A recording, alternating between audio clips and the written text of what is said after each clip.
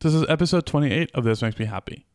And I want to invite you to check out Everything is Awesome, a podcast by Kevin Gallagher, aka Nerdy Kev. Kev was on my episode from 2 weeks ago that we recorded at the Philadelphia Podcast Festival, and he invited me to be on his podcast. You can check it out by going to awesomepodcast.com, or in iTunes you can search for Everything is Awesome. I will also include a link through my notes. Welcome to This Makes Me Happy, a podcast about people and what makes them happy. My name is Bernardo Margulis. I'm a designer, art director, and educator, and I'm the principal of This Makes Me Happy, a studio where I help my clients with branding and visual communications. I'm interested in hearing what makes people happy, so I'm asking them to share through This Makes Me Happy, the podcast. Every week, I will bring a conversation with a new guest on any topic they choose, and we'll learn what makes that person happy. Hello, I am very happy to be talking to Kristina Erfe Pines today. Kristina is the editor-in-chief and founder of Spoonful Magazine, an independent quarterly food publication that celebrates home cooks, local artisans, and the art of entertaining. Hi, Kristina. How are you doing? I'm well, thank you. How are you? I'm doing well. I'm very happy to be chatting with you today. Else from the introduction I did, is there anything else you want the audience to know about you? I am a stepmother as well as a mother. I am love hosting parties in my house. We have it about once a month. And I am a huge karaoke enthusiast. Ooh. Yes. Is that going to come up later or? I don't know. No. It's just something I feel like it's in my blood at this point. Karaoke, being Filipino, it's like the same thing. So in case we don't get to it later, what's your favorite song to karaoke to? Oh gosh, Hopelessly Devoted by Olivia Newton-John. Not that I'm that great at it, but it's like it's my power song, I feel. I'm rubbish at karaoke. The one song I can do is Dancing with Myself, and it's not that I like it that much. It's I just can karaoke to it. Kristina, let's go to the topic that everyone wants to hear about. What makes you happy? That is such an interesting question because so many things make me happy. I love cooking. I love cooking for people. I love gathering people in my own home. I love seeing them gather on the kitchen table or the dining table and just eat my food. And I love the hush that comes over the table. It's almost reverential as they're like consuming the food. I love writing. I love creating something, putting it in paper and affecting people in that level. So I feel that really when Spoonful Magazine came together, it was a combination of both the things, the real things that make me happy. So I want to hear a little more about the first thing you mentioned, cooking. Why does cooking make you happy? What does cooking mean to you? So I grew up in Saudi Arabia. I was born actually in Saudi Arabia. My parents, worked there, met each other there. And as Filipinos, there are a lot of OCWs, overseas contract workers, in that area. You kind of try to find other like-minded people and maybe it's people in your own culture. And so there is kind of a growing Filipino community there when we were living there. And my parents have taken it upon themselves to host these large communal potlucks.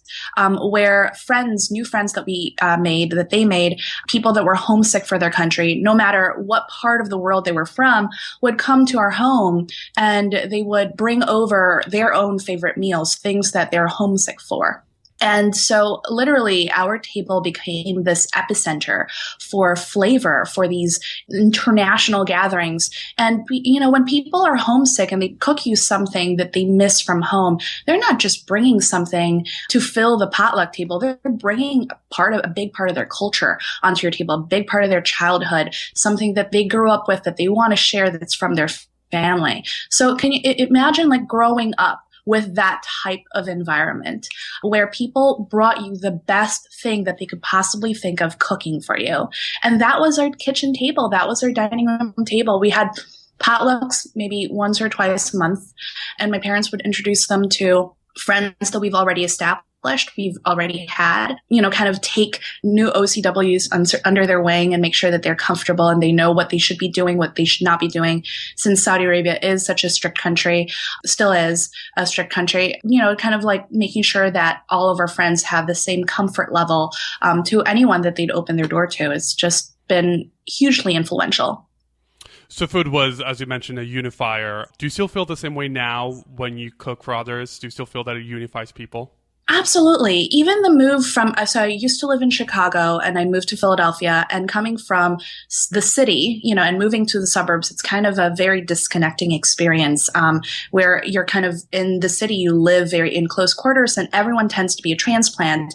And coming here to Philadelphia, where everyone kind of moves away for a little while, but then comes back and forms a family, and they have their childhood friends and they already have their connections and roots here in the city, then it becomes very difficult to meet new people as a transplant here. And so we started having community dinners here at our house. We would throw a big a neighborhood Oktoberfest, like a block party of some sort. And we would invite our neighbors. And that's how we met most of the people that we know in our neighborhood. And that's how we made our first friends. We would just oh, hey, I really like to you at the gym. Come on over. Let's make you a meal, and we just built our friendships from there. So I definitely feel that to this day, food has been a way for me to continue building my community, no matter where I am. So I want to hear more about this community building. Once you moved here, it sounds like it was a conscious effort to do that. Were you thinking, well, this has worked before, so let me try it again? Or was it just built into you, or what was that process like of using food for a community builder? It felt like a natural extension of me. I felt that I was just doing, my husband was not much of a cook or an entertainer before we got married. So he would always say that I brought that social aspect into his life, where our home became really the center of activity for a lot of people. And it didn't feel like I needed to try very hard. It just needed to kind of find what cooking and entertaining other people was very much a natural activity that I would do wherever I am. So it didn't feel like I was trying too hard, but it definitely had great results, and that's how we met a lot of our friends that we have now. Can you give us an emotional or psychological walkthrough of your process when you're preparing food for others and when others are enjoying? How do you feel? What happens in your head? What happens in your... That's an interesting question. I never really walked myself through it before, so bear with me as I'm gathering my thoughts around this. There's always I feel that there's a tension every time when enough time has passed and I haven't had people over for dinner or cooked for other people, I feel this buildup of tension that I feel like I need to release. And I would start then inviting people over and say, hey, are you available on a weekend? And from there, it's just, then the excitement kind of builds on top of that tension. Because I feel that because it's been such a huge part of my life, not entertaining, not cooking for others, feels like I'm starving myself in some way. So when I actually have the opportunity to invite people over and have people over and cook maybe their favorite food, maybe experiment with something new, maybe stick to a theme, it doesn't really matter what the menu is, as long as I get to sit down with them and drink with them and kind of create this beautiful evening for everyone. That's the important thing for me. I especially love sometimes I get very ambitious with a menu. And there's always a time during the preparation. I'm like, I need to cut something out. And it's always kind of anxiety driven. Which gets gets the axe, so to speak, in terms of which dishes I'll be serving. And then the evening always comes out fine. Sometimes I'm not fully prepared when guests come, and then they help me put the dishes together, which is completely fine. I've come to have a very relaxed perspective when it comes to hosting dinner parties. So if I'm not ready on time, people are happy to help, and they help you around the kitchen. Kind of have to have that open mind and be okay with things not being perfect, which a lot of times that has happened to me. But at the end of the day, people are just happy to be in your home. They're just happy to be invited. They're just happy to be surrounded by like-minded people. So you're kind of creating this natural environment for happiness when you're inviting people over. And then, when people leave, My favorite part would be the people that would linger, and there are people that linger, and then we break out the whiskey, and that's when a lot of the fun conversation starts happening. I feel, and if it's fall or early spring, we'll probably sit out in the backyard and open up the fireplace or the fire pit, and just sip whiskey until they're ready to go home. I feel transported just listening to you describe these scenes and the process. For you, how much is it about the food itself, and how much is it about the social aspect or the scene? The social aspect makes up probably 90% of the thing I enjoy about entertaining at home.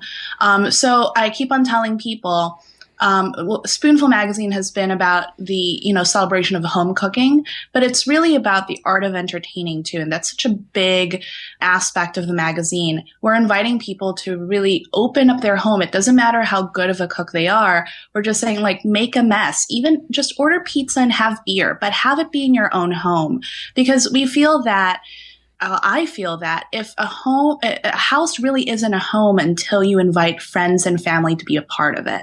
And sharing a meal elevates that experience by cultivating these rituals with people around us. So having your home become the center of activity, becoming this place of filling the space with happy memories, that's what makes your house a home. That's what makes it worth living in, right? So that's the goal, really. It's not about the menu. It's about bringing people into your home. So why food? Why not another activity or another catalyzer?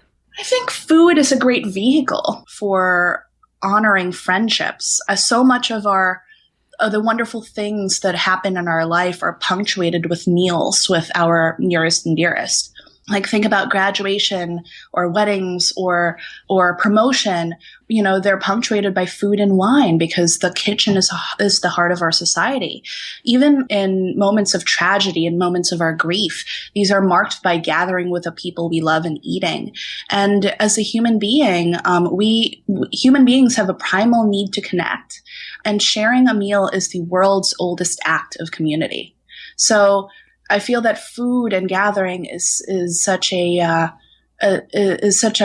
massive part of what makes us human, because we're not just eating to survive. We're eating to build something better, to build relationships together.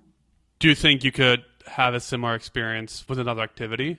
I think, yes, I absolutely think that, creativity in any form, food, creating something, feeding people, that is such an immediate example of creativity, because, you're creating something, you're nourishing someone, right?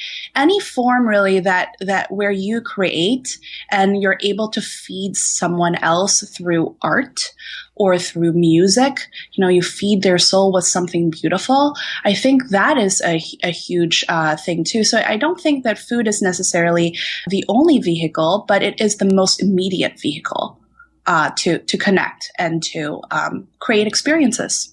Would this be a natural segue to the second thing you mentioned, writing? You mentioned influencing people. Is there a connection between the two, nourishing and being creative?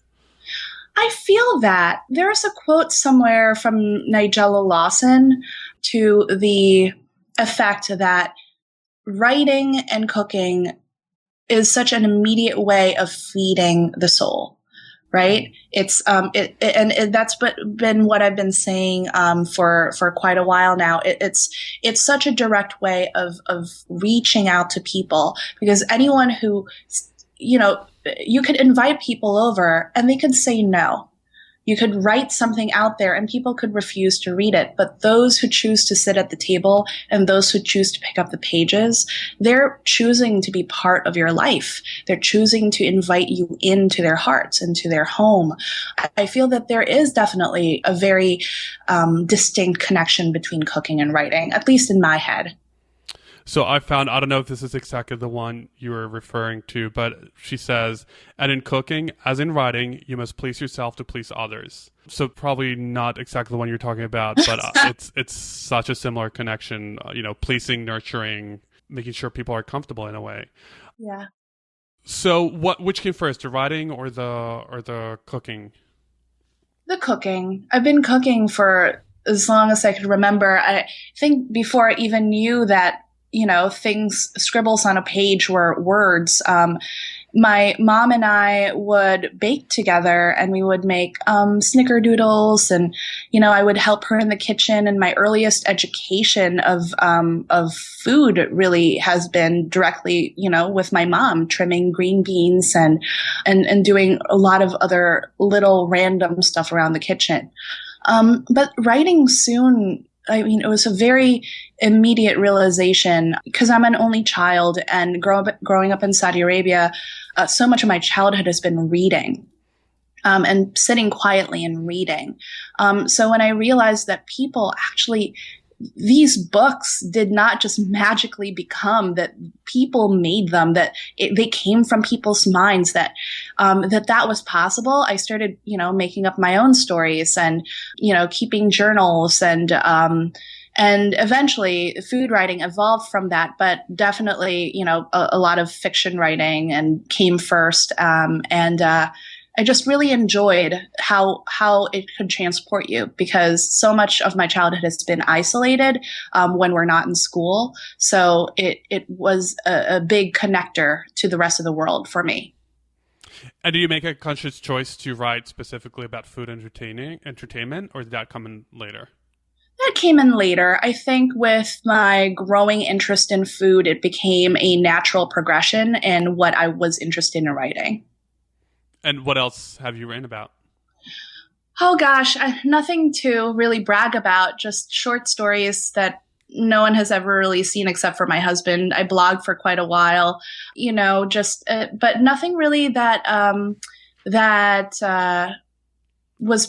been published, or, I used to write poetry, but that hasn't happened. Like, the inspiration for that hasn't happened for a while. And food has been a constant source of inspiration. So that's what I've been concentrating on lately. So was your writing more for yourself? In the beginning, yes, it was definitely for myself. It was just because I, enjoyed learning about new products or learning about the artisans behind them that would create these small batch products that I would fall in love with. And I wanted to know more about their story. So I would just write it down and, maybe blog about it to let my family and friends know about them and continue supporting them as well. But in terms of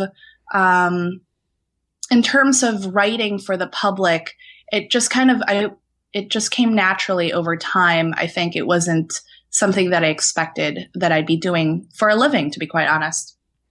So it sounds a little bit like writing was for your internal nourishment, while food was for nourishing others. Is that a fair? That is a really eloquent way of putting it. Yes, I will say yes. That is the way that I want to say it.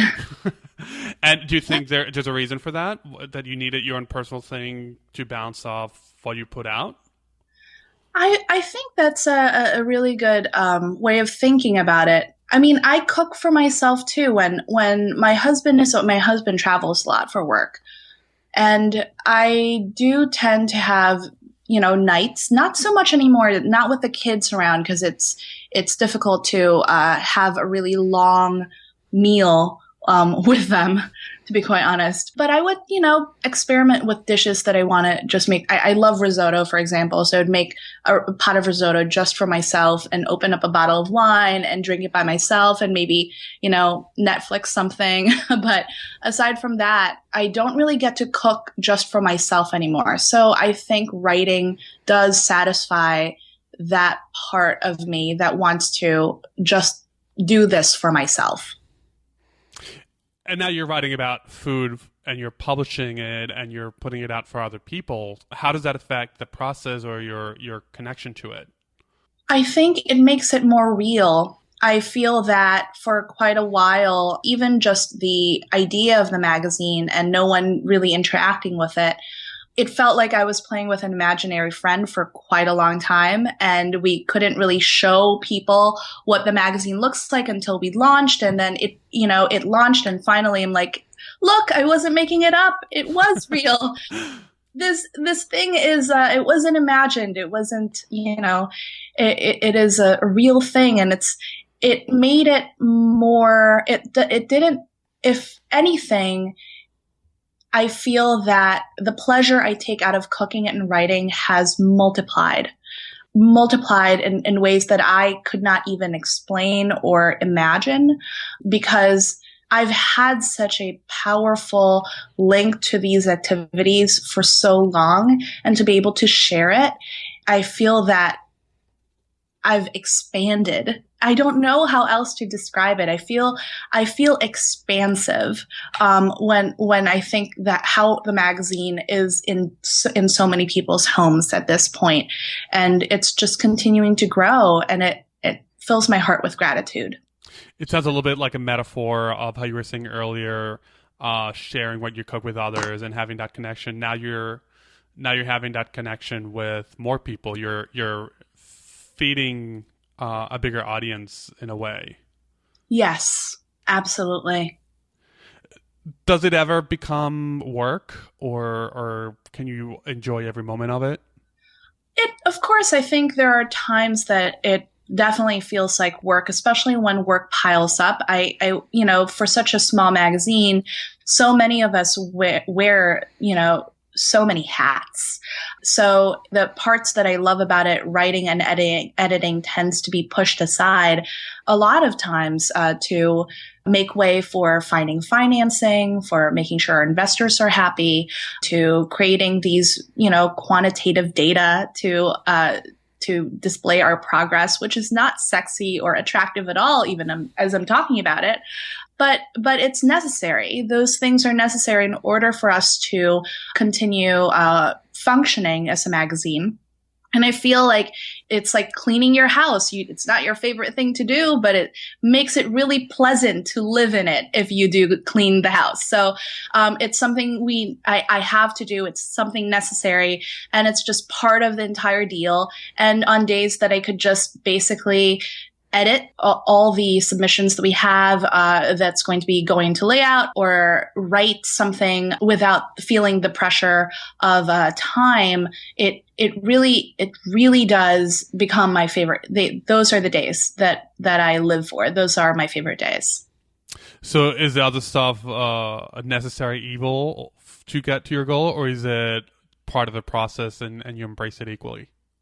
I think it's part of the process, and I'm learning to embrace it equally. I don't know if it ever will get to that point, but I'm trying to be okay with having to split my time up that way, which really I'm one of the lucky ones. I get to have that choice, and I get to do this as my profession every day now. So I can't really complain. So one of the things I say when I send out emails to the guests is, I want this to be about your personal passion. I don't want to talk about work. But in some instances, it happens that they're the same. And it sounds like for you, your personal passion of cooking and writing is your work. So inevitably, we're talking about that. How does it feel going in every day into work and that being your personal passion? Do you ever think about that? It is amazing. It is. I for quite a long time, I worked as a researcher, and it's not at all something that I was passionate about. My husband was really passionate about it. He would jump out of bed and, be excited about his day. And I remember thinking about him, thinking about those mornings, and think, I wish I had something like that.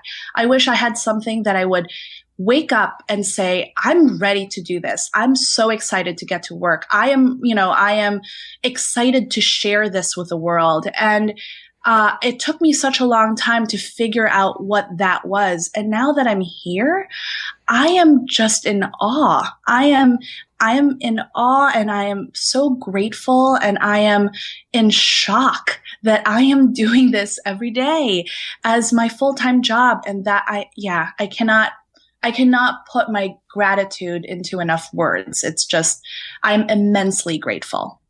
And are you still able to come home and cook for others and find the passion in that after you've been doing it all week long? Yes, because the truth is, we look for other home cooks that love to entertain, and we ask them how they would entertain, and the inspiration behind a dinner or the dishes that they're going to be cooking, if they're from a grandmother, if there's something that they just made up, or if it's something that their husband and themselves like made together once, and they recreated it, and so much of what I do every day is connecting with new writers, with different home cooks, and talking about what makes their family happy on the dinner table. So how could it not feed my soul as well, when I feel nourished from the day of conversing with these different people. And at the end of the day, it inspires me to continue bringing those happy moments to my family.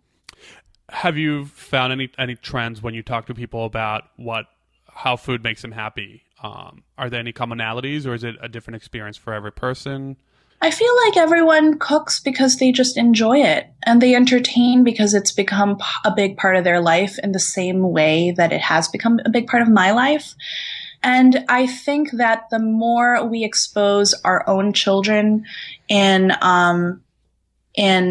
the process of cooking, of being part of the kitchen, of understanding how food evolves into this meal that you're having in front of you, then they will also grow up with that culture of gathering, because like, we want this to be for everyone. We want everyone to enjoy cooking, to enjoy gathering.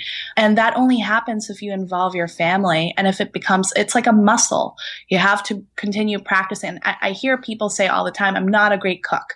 I'm not a good cook. I don't want to cook for people. It's not something I enjoy, but I feel that it is a muscle, because everyone has a natural instinct to want to please other people, to want to nourish other people, to take care of other people. I feel like it's a muscle that they need to continue working on.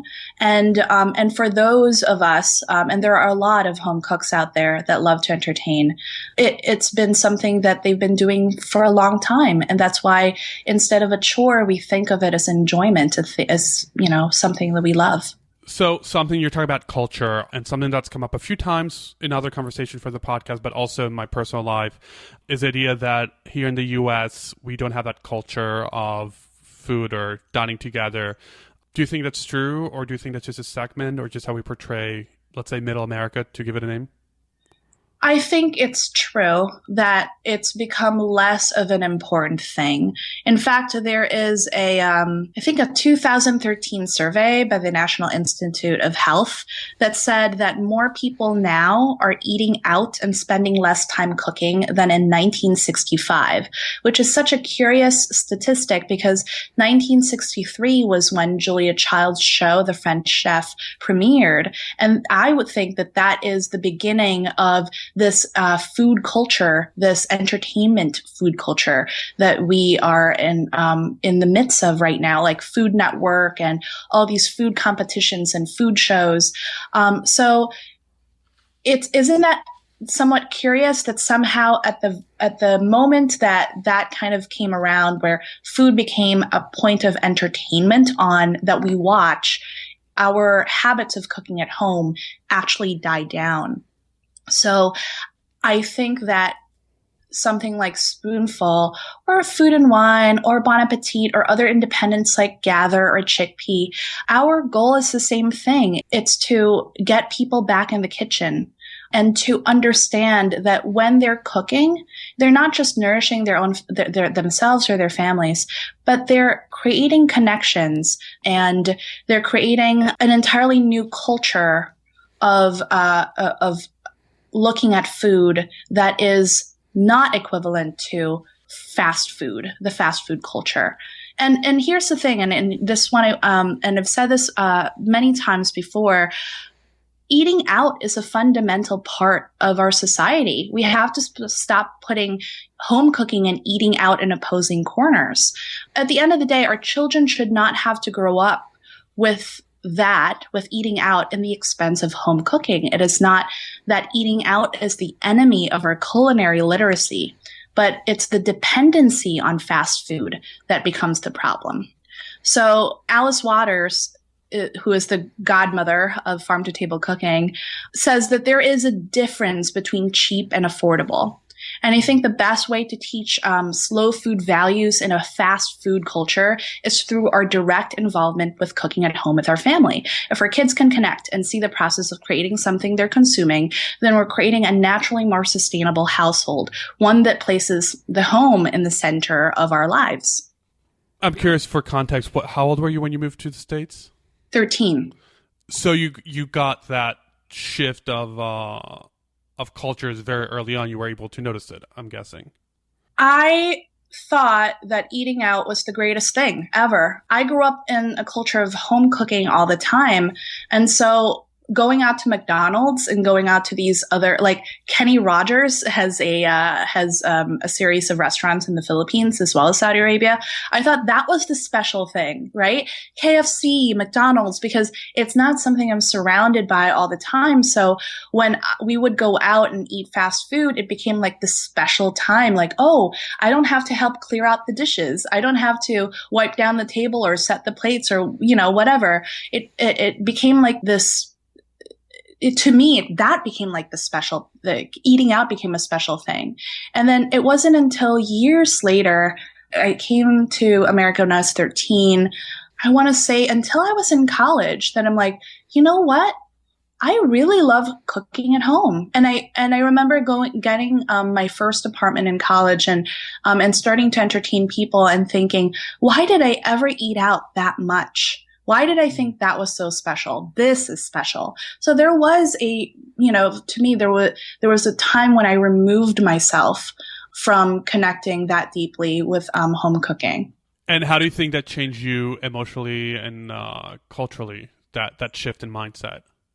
I just wanted to be more like an American, and I thought eating out was an American thing. I remember we went to Disneyland when we first came here, and when a relative said, "Oh, you should check out Denny's," and I thought, "Oh my gosh, Denny's is paradise! It is all breakfast all the time, any time of the day. That is crazy." We ate there for every day for the entire time that we were in Disneyland. We left sick, like we were sick to our stomach. And it was because our bodies were not used to it. But at the same time, we did not, that was the first time we've ever been that far away from home for that long time that we weren't cooking ourselves. So, but that connection wasn't there yet. It was just, I thought, this is part of the American culture. Our relatives told us that we should eat out, so we should eat out, and that became part of my identifier for what it is to be an American. You ate out, and that's not true. I think that there are a lot of people that value home cooking in this country, but we have to stop celebrating fast food in general because it's not necessarily the best way of sustaining our environment or our bodies. And now with your children, they're American born. Do you instill this culture in them? We eat out. I think that it's about finding the balance and giving more value to eating at home, really showing them how something is made. So even my 3-year-old, helps me in the morning when I make breakfast. She helps either with a pancake batter or helps flip the pancakes or sees, like we have chickens. We own chickens and we have them in the backyard. So they see the hard work that goes into producing a single egg, how much we have to, how we change the pine shavings in their chicken coop and how we clean them and how we have to make sure that they're healthy. And I think there's such there is so much about their life that they see everything come from seed. Like we have a garden too. So seeing something planted and grow and then finally we are able to harvest it and eat it. There's something so special about that for children. There's magic. That's magic right there. So I feel that it's not that I'm saying we're not eating out. we never put our foot down about eating out. It's just that we really celebrate cooking at home. When you do eat out, is there a specific place or a category of dining experience that makes you happy? Oh gosh, we have so many. Friday nights, because I cook every day, and so Friday nights tend to be my days off. So we would either order Chinese or order Thai food. So a lot of Asian food, but then there's a local pizza place that we absolutely love that make amazing pizzas. So, we would have a pizza night sometimes and we would watch a movie. So it's not as if it's completely not part of our lives. It's definitely there. And is there a dining experience, whether something you cooked or something you ate somewhere, that you can think of with particular fondness or that marked you emotionally in some way? Oh yeah. There are so many restaurants, and I'm so bad with restaurant names and it's awful. But you remember the experience, which is the core of it. Yes. I mean, I love farm to table cooking in general, but I absolutely enjoy Chef Dominique Crenn of Atelier Crenn in San Francisco. It was probably the most amazing dining experience I've ever had. And it's been, a couple years since I last went there. She has definitely a modernist approach to food. It's still farm to table. It's still exquisite, but there's such poetry in her presentation. So so much about the food that I enjoy are really like very, I guess, chefy approaches to food, because it's not something I cook. It's not something I do every day on an everyday basis. So when I experience it outside and when it's done really well, I really enjoy that. I love the artistry and presentation and drama that comes with like a tasting menu at a modernist restaurant. So yeah, that's something I enjoy. But as long as it's simple grilled cooked food like that, that's what I love. So I think because of that, I have a penchant for Italian cuisine. That's something I really crave. And whenever I see Italian or Mediterranean cooking in general, I love it because it's really salt, pepper, and the grill. And that's about it. Maybe a bit of acid like lime or lemon, maybe a little bit of herbaceous aspect like parsley or fennel. And it's such a good meal right away. So those are the type of food that I tend to, to go for. I'm so curious that you haven't mentioned Filipino food or you did mention Middle Eastern. I love Filipino food. I don't mean to pass over them.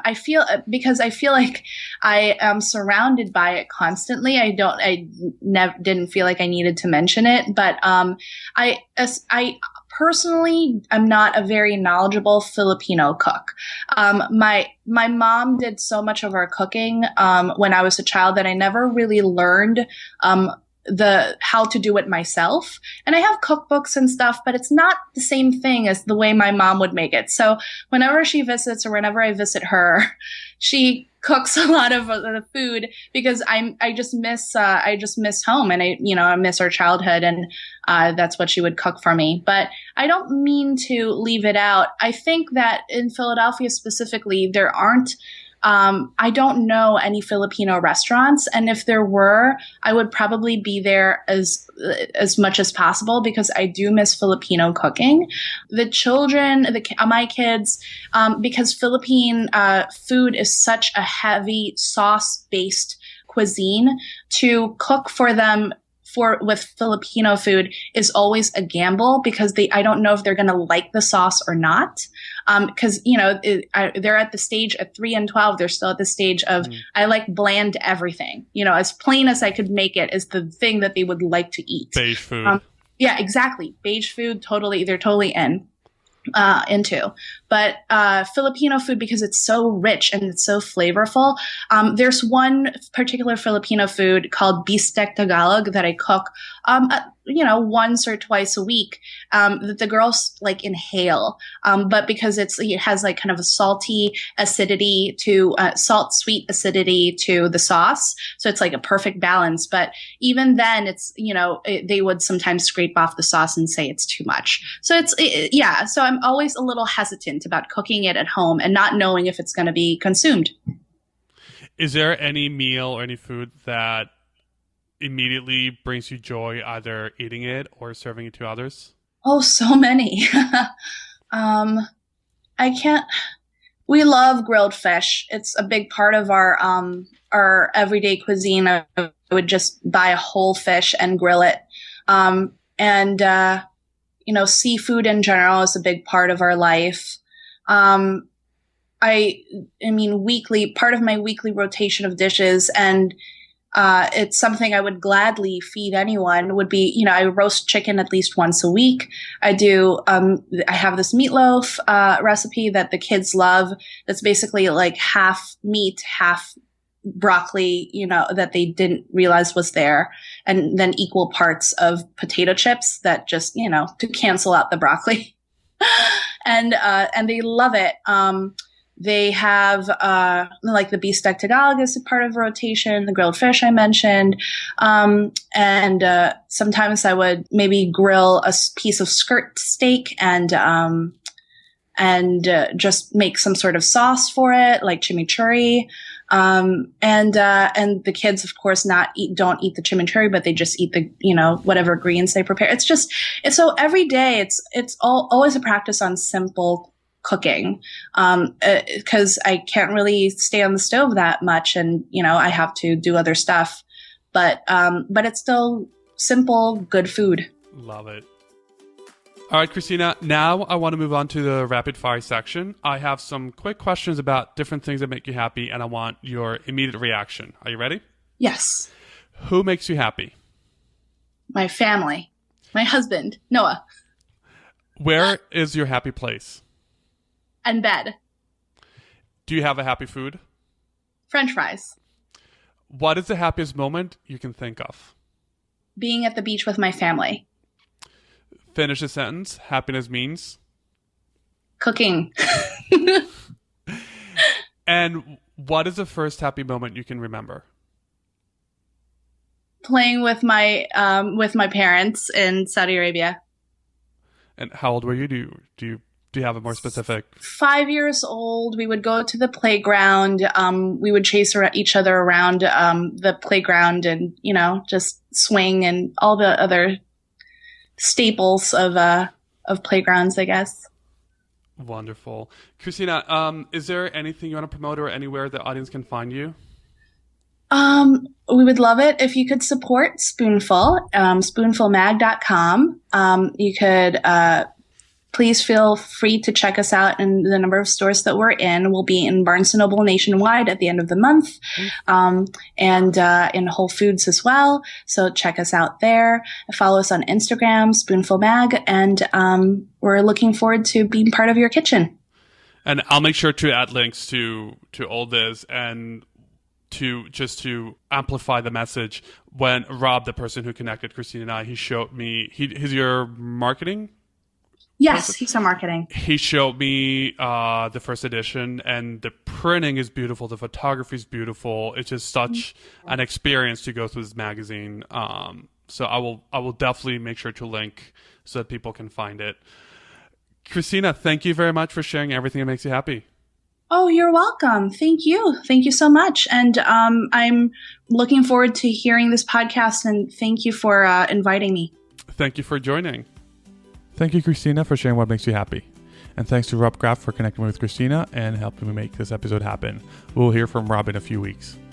I want to encourage everyone to check out Spoonful Magazine. It's a beautiful magazine, wonderful photography, great articles. So if you enjoy food or entertaining, you definitely should check it out. Go to spoonfulmag.com for more details and to subscribe. Special thanks to Jason Zapolo for editing this episode, to Ordo Margulis for help with social media, and to Rocio Castañeda for ongoing support. And thanks to everyone who listened.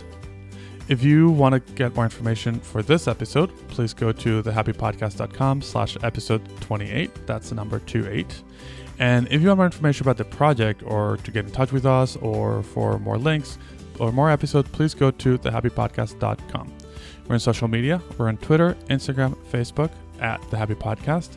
And you can also get episode on YouTube, youtube.com/thehappypodcast. Please go to iTunes and subscribe if you enjoyed this episode. That way you can get the latest episode in your device every week.